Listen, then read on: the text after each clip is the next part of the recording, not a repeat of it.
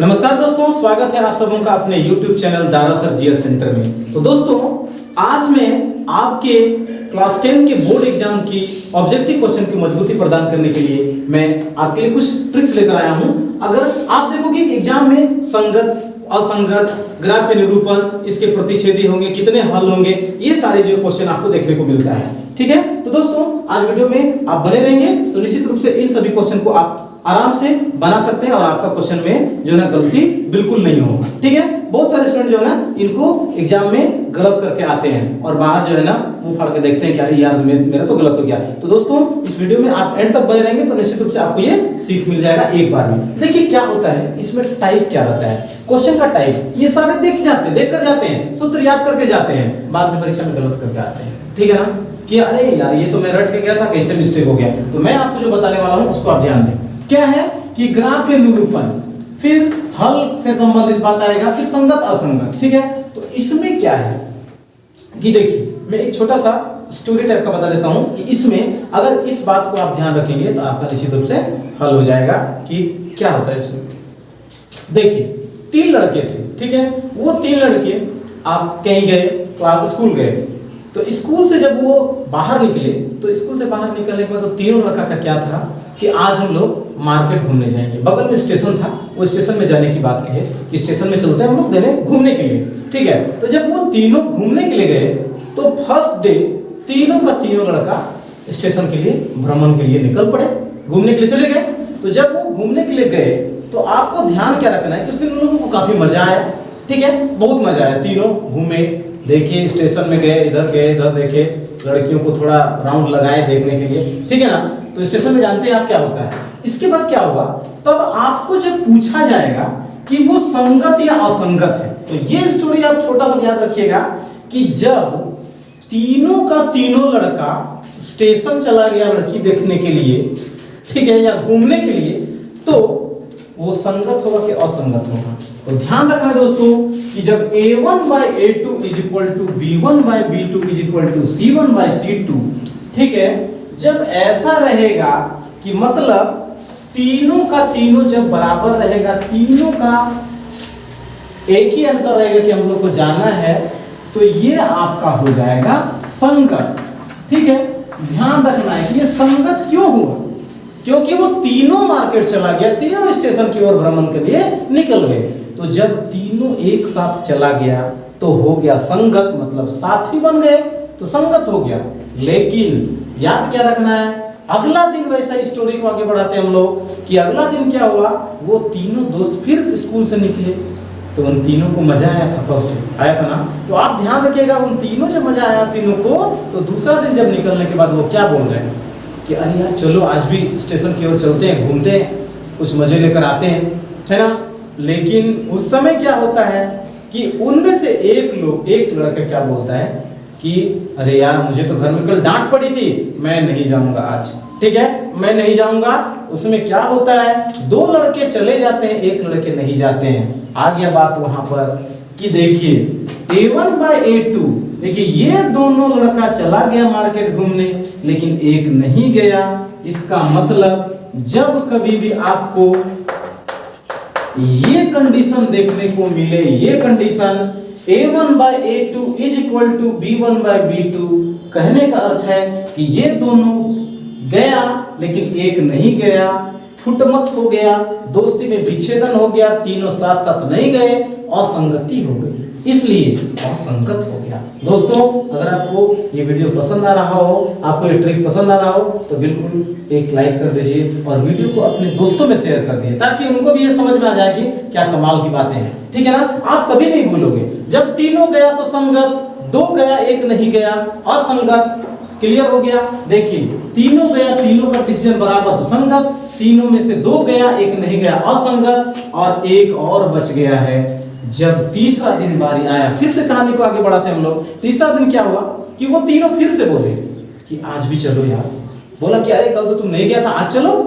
तो फिर तीनों में एक निर्णय हुआ, क्योंकि वो 2 आदमी लगातार 2 दिन जा चुका था, तीसरा आदमी 1 दिन नहीं गया था, 1 दिन गया था।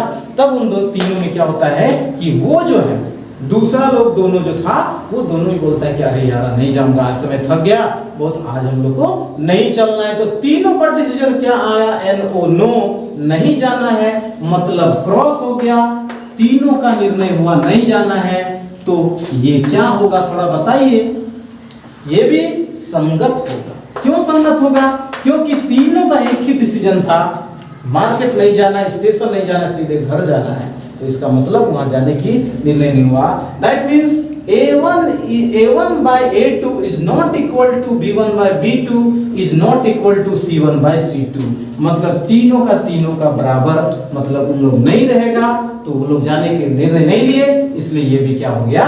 संगत। उम्मीद है ये आपको समझ में आया होगा। एक बार मैं रिपीट कर देता हूं, जब तीनों गए तो संगत, तीनों नहीं गए तो भी संगत, क्योंकि इधर गए, ठीक है। और दोनों से एक ही कंडीशन में असंगत होता है, जब दो गए और एक नहीं गए तो उसको बोलते हैं असंगत, ठीक है ना। ये आपका हो गया, उम्मीद है आपको समझ में आया होगा। अब इसी में एक दूसरा कंडीशन आता है, ठीक है। दूसरा कंडीशन, इसको आप देख लिए, ठीक।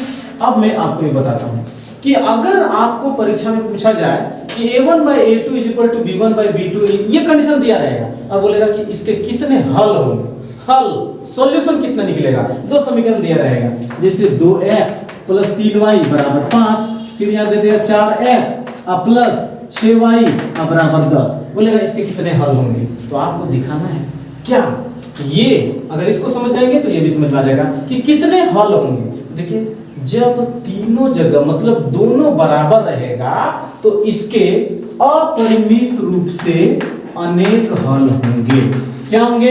अनेक हल होंगे इसके। जब ऐसा रहेगा कि दोनों जगह बराबर तो इसका हल होगा अनेक हल, ठीक है। संगत असंगत तो समझ गए। अब इसमें क्या है कि जब दोनों बराबर रहेगा तो इसके अनेक हल होंगे। अब देखिए, जब तीनों का, अब देखिए इसको आप समझेंगे कैसे होगा। देखिए इसको करना है 2/4 A1 by A2, तो 2/4 करेंगे 3/6 5/10, तो 2 एकम 2, 2 दूना 4, 3 एकम 3, 3 दूना 6, 5 एकम 5, 5 दूना 10। सब बराबर आया ना। तो जब सब बराबर आया तो आपको अगर ऐसा वाला क्वेश्चन मिल जाए तो दोस्तों आपको इसी तरह A1 by B2, A1 B1 by B2, C1 by C2 ऐसे बैठा के देख लेना है और देखना है कि वो अगर बराबर है सब में तो लिख देना इसके अनेक हल होंगे। तो जब सब बराबर तो अनेक हल, जब सब बराबर नहीं मतलब दोनों जगह कटा हुआ रहेगा तो इसके होंगे अद्वितीय हल। अद्वितीय, अद्वितीय का मतलब हो गया यूनिक। यूनिक मतलब इसके जैसा कोई नहीं है, इसको लिख सकते हैं केवल एक हल, ठीक है। केवल एक हल कब? जब सब बराबर तो अनेक हल, कोई बराबर नहीं तो केवल एक हल। और जब इस तरह करेगा, इसको भी आप आराम से याद कर सकते हैं कि दो बराबर और एक बराबर नहीं होगा तो इसका कोई हल नहीं निकलेगा। क्यों?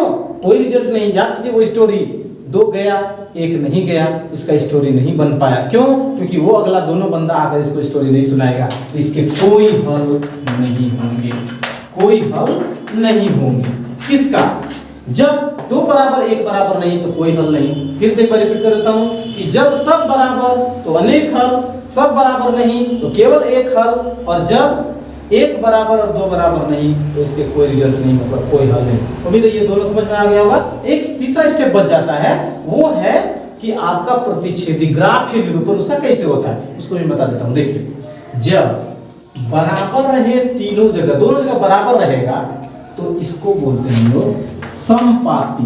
क्या बोलेंगे? मैं यहाँ देता हूं, इसका हो जाएगा समपाती। समपाती का मतलब हुआ कि जब हम लोग इसका ग्राफ खींच देंगे ना तो उसका जो है, देखिए ये दोनों में सब न बराबर हो गया।